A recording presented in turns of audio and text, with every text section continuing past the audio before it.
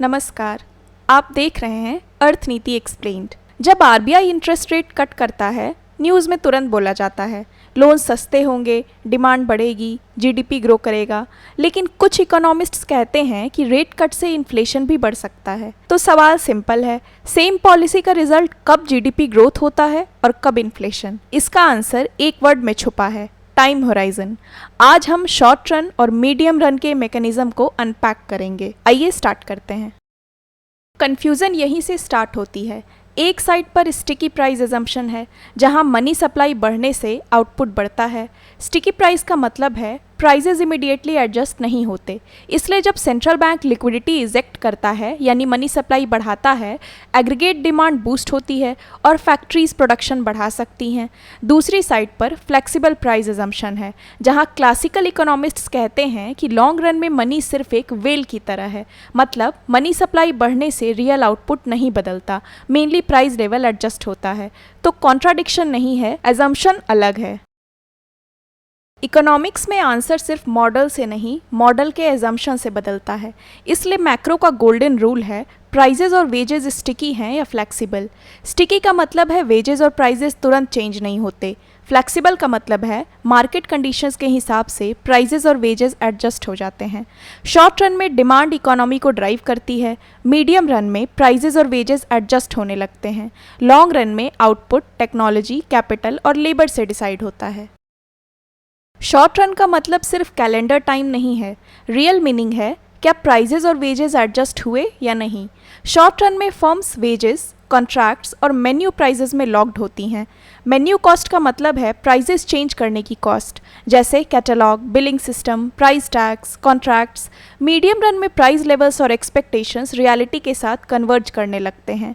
Long run में growth fundamentals matter करते हैं, प्रोडक्टिविटी, टेक्नोलॉजी और रिसोर्सेज। मैक्रो इकोनॉमिक्स को समझने का ईजीएस्ट तरीका है इकोनॉमी को 3 रन्स में देखो। शॉर्ट रन में फोकस डिमांड शॉक पर होता है, क्योंकि प्राइजेस और वेजेस फिक्स्ड या स्टिकी होते हैं। मीडियम रन में इकोनॉमी अपने पोटेंशियल आउटपुट के पास मूव करती है। पोटेंशियल आउटपुट का मतलब है इकोनॉमी का नेचुरल प्रोडक्शन कैपेसिटी, जितना आउटपुट इकोनॉमी अपने रिसोर्सेज से सस्टेनेबली प्रोड्यूस कर सकती है। लॉन्ग रन में कंट्री की वेल्थ, इनोवेशन, टेक्नोलॉजी और रियल एसेट से डिसाइड होती है। अब मेन क्वेश्चन, शॉर्ट रन में पॉलिसी काम क्यों कर सकती है? जब आरबीआई रेट कट करता है, इंटरेस्ट रेट डाउन होता है। इंटरेस्ट रेट का मतलब है बोरोइंग कॉस्ट, लोन लेने की कॉस्ट। जब बोरोइंग कॉस्ट गिरती है, हाउसहोल्ड्स कंजम्पशन बढ़ा सकते हैं और फर्म्स इन्वेस्टमेंट बढ़ा सकती हैं। इन्वेस्टमेंट का मतलब यहाँ मशीनरी, इक्विपमेंट, फैक्ट्री एक्सपांसन जैसी प्रोडक्टिव स्पेंडिंग है। डिमांड बढ़ने पर फर्म्स प्रोडक्शन बढ़ाती हैं और जीडीपी टेम्पोररली इंक्रीज हो सकता है। ISLM model short run equilibrium समझाता है। IS कर्व गुड्स मार्केट को रिप्रेजेंट करता है, यानी डिमांड, इन्वेस्टमेंट, सेविंग और आउटपुट का relation. LM curve money market को रिप्रेजेंट करता है, यानी मनी सप्लाई, मनी डिमांड और इंटरेस्ट रेट का रिलेशन। जब सेंट्रल बैंक लिक्विडिटी इंजेक्ट करता है, LM कर्व राइट शिफ्ट करता है। इससे इंटरेस्ट रेट R0 से R1 तक गिरता है, इन्वेस्टमेंट इनकरेज होता है और आउटपुट Y0 से Y1 हो जाता है। ये है शॉर्ट रन ग्रोथ मैकेनिज्म। अब सबसे इम्पॉर्टेंट ट्विस्ट, अगर रेट कट से जीडीपी बढ़ता है तो आरबीआई बार बार रेट कट करके परमानेंट ग्रोथ क्यों नहीं क्रिएट कर सकता? रीज़न है प्रोडक्टिव कैपेसिटी। अगर आउटपुट पोटेंशियल आउटपुट यानी वाई स्टार से ऊपर चला जाए तो रिसोर्स मार्केट्स में प्रेशर आता है, लेबर डिमांड बढ़ती है, वेजेस बढ़ने लगते हैं, फर्म्स अपनी फाइनल प्राइजेस इंक्रीज करते हैं, इन्फ्लेशन बढ़ता है। जब प्राइस लेवल पी बढ़ता है, रियल मनी सप्लाई मतलब M/P गिरता है। इसलिए LM कर्व लेफ्ट या अपवर्ड शिफ्ट हो सकता है। मीडियम रन में economy back to benchmark move करती है। बेंचमार्क का मतलब है पोटेंशियल आउटपुट वाई स्टार। ये वो लेवल है जो इकोनॉमी अपने ह्यूमन रिसोर्सेज, मशीनरी और कैपिटल एफिशिएंसी के बेसिस पर सस्टेनेबली प्रोड्यूस कर सकती है। शॉर्ट रन में डिमांड आउटपुट को टेम्पोरली ऊपर या नीचे ले जा सकती है, लेकिन मीडियम रन में प्राइजेस एडजस्ट होने के बाद actual output supply side capacity से डिसाइड होता है। यही रीज़न है कि temporary demand boost permanent growth नहीं बन सकता। लॉन्ग रन में कंट्री रिच रेट कट से नहीं होता, मॉनेटरी पॉलिसी ग्रोथ को सपोर्ट कर सकती है लेकिन रिप्लेस नहीं कर सकती। Real growth productivity, capital, human capital, technology, institutions और इंफ्रास्ट्रक्चर से आती है। प्रोडक्टिविटी का मतलब है सेम रिसोर्सेज से ज़्यादा आउटपुट प्रोड्यूस करना। ह्यूमन कैपिटल का मतलब है स्किल्स, एजुकेशन और हेल्थ। इंस्टीट्यूशंस का मतलब है रूल्स, गवर्नेंस, कॉन्ट्रैक्ट्स और ट्रस्ट। लॉन्ग रन का रियल इंजन चीप लोन्स नहीं, प्रोडक्टिव कैपेसिटी होती है। स्टूडेंट्स को एएस कर्व यानी एग्रीगेट सप्लाई कर्व सबसे ज़्यादा कंफ्यूज करता है। कभी एएस हॉरिजॉन्टल होता है, कभी अपवर्ड स्लोपिंग, कभी वर्टिकल। इसका आंसर आइडियोलॉजी नहीं, प्राइस एडजस्टमेंट है।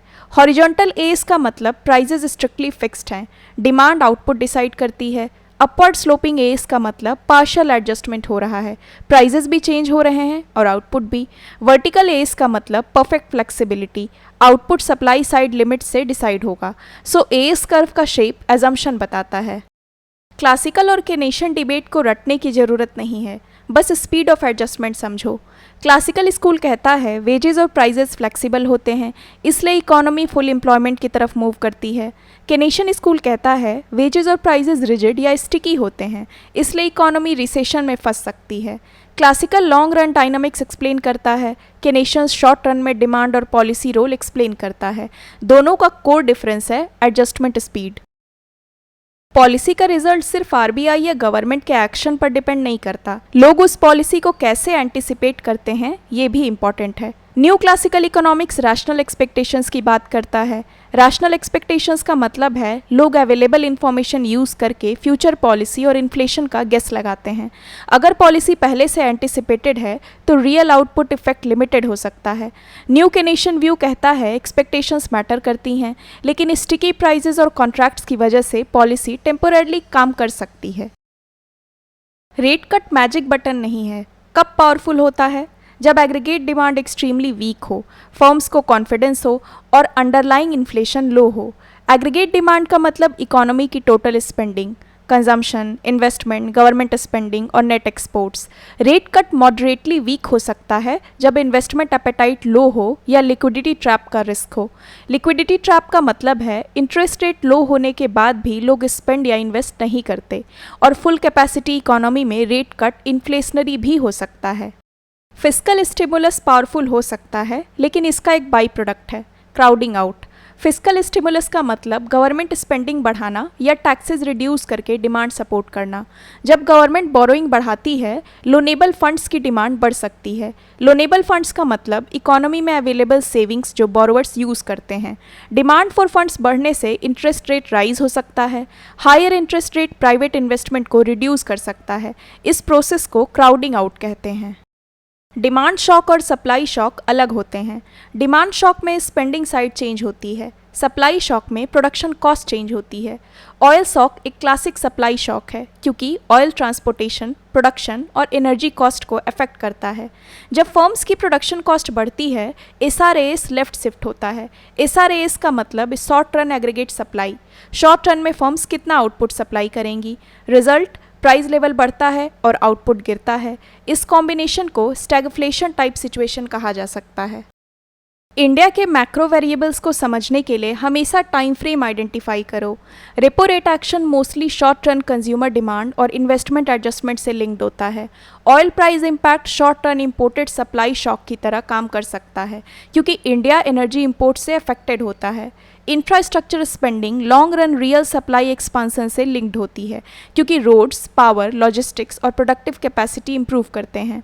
फ्रेमवर्क रूल सिंपल है, पहले आइडेंटिफाई करो शॉक डिमांड ड्रिवन है या supply driven. Examiner usually formula नहीं, कॉन्सेप्चुअल क्लैरिटी टेस्ट करता है। ट्रैप नंबर 1, शॉर्ट रन का मतलब सिर्फ कैलेंडर डेज नहीं, शॉर्ट रन का रियल मीनिंग है प्राइजेज स्टिकी हैं। Trap number 2, money neutrality only long run में होल्ड करती है। शॉर्ट रन में मनी सप्लाई रियल वेरिएबल्स जैसे आउटपुट और एम्प्लॉयमेंट को अफेक्ट कर सकती है। Trap number 3, ISLM short run demand model है। अगर क्वेश्चन में फुल फ्लेक्सिबिलिटी गिवन है तो ISLM लॉजिक ब्लाइंडली अप्लाई मत करो। यही कंप्लीट मैक्रो लॉजिक है। Same policy different results. अगर प्राइजेस स्टिकी हैं तो आउटपुट इफेक्ट स्ट्रॉन्गर हो सकता है, मतलब डिमांड चेंज से फर्म्स प्रोडक्शन बढ़ाती या घटाती हैं। अगर प्राइजेस फ्लेक्सिबल हैं तो प्राइस इफेक्ट स्ट्रॉन्गर हो जाता है, मतलब आउटपुट अपने पोटेंशियल लेवल वाई स्टार की तरफ रिटर्न करता है और एडजस्टमेंट मेनली प्राइजेस में दिखता है। सो मैक्रो का आंसर हमेशा पहले ये पूछता है, प्राइजेस स्टिकी हैं या फ्लेक्सिबल। इस वीडियो का most important macro rule simple है। शॉर्ट टर्म में डिमांड डोमिनेट करती है, इसलिए रेट कट्स आउटपुट टेम्पोररली बूस्ट कर सकते हैं। मीडियम रन में प्राइजेस एडजस्ट होने लगते हैं और high output inflation pressure create करता है। लॉन्ग रन में सस्टेनेबल ग्रोथ प्रोडक्टिविटी और रियल कैपेसिटी से डिसाइड होती है, इसलिए आरबीआई ग्रोथ को सपोर्ट कर सकता है, लेकिन इकोनॉमी को परमानेंटली रिच बनाना रियल कैपेसिटी, प्रोडक्टिविटी और इंस्टीट्यूशंस का काम है। आज का कोर क्वेश्चन था, आरबीआई रेट कट से इंडिया में ज़्यादा इम्पैक्ट जीडीपी पर पड़ता है या इन्फ्लेशन पर। अब आप बताइए, अगर इकोनॉमी डिमांड स्लोडाउन में हो तो रेट कट यूज़फुल होगा, और अगर इकोनॉमी ऑलरेडी फुल कैपेसिटी के पास हो तो क्या रिजल्ट इन्फ्लेशन हो सकता है? आप अपना पर्सपेक्टिव कमेंट्स में मेंशन कर सकते हैं। इकोनॉमिक्स को रटना नहीं, समझना है। प्लीज़ सब्सक्राइब टू अर्थ नीति एक्सप्लेन्ड। अगर आप चाहते हैं कि मैं किसी और टॉपिक को डिस्कस करूं तो आप कमेंट्स में मेंशन कर सकते हैं। मिलते हैं अगले वीडियो में एक नए इकोनॉमिक्स के कॉन्सेप्ट के साथ। Thank you.